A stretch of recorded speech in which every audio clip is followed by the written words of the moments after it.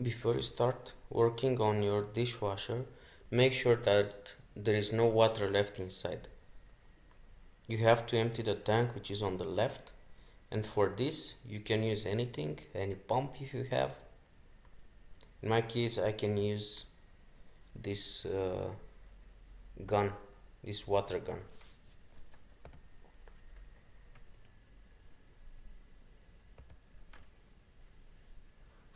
Now let's continue and remove the bottom plate and the screws so you can see what really happened inside.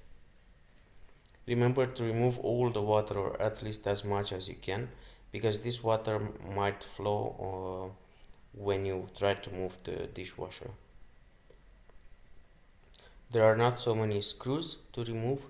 In this case you only have two, one on the left and one on the right side.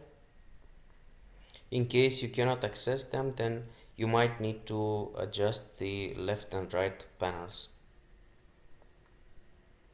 So we remove this metal shield, and then we can already take a look of what is inside. Now we can see a few things inside, but not too much. On the left side we can see this water tank, but stay with me and you will see it better. Because from what I found, we can also remove this plastic plate. Let's turn on some light. Yep, and as you can see here on the left side we have the water tank. This is the place where you can add some salt for cleaning, and you see it has a valve on top which works as a sensor. And of course, as you can see, there is still some water remaining in my dishwasher, so I guess I have to use a bigger water gun to be able to remove all this water. Then you can see some tubes in the back. The white one is the one used for the exhaust. And here with these two cables on the left side, this is the right side.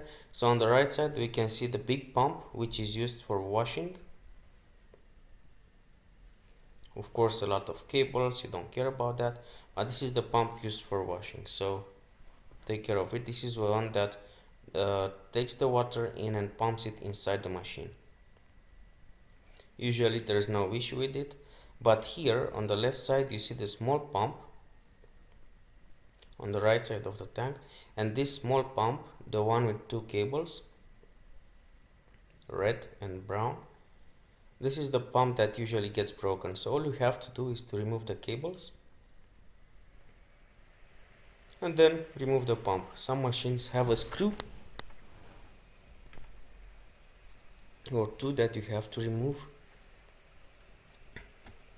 so you can try to remove it by force, but be careful to not break anything.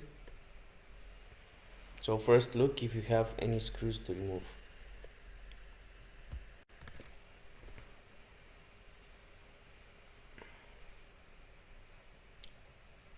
As you see, there is no magic inside, so you only have to remove the correct screws.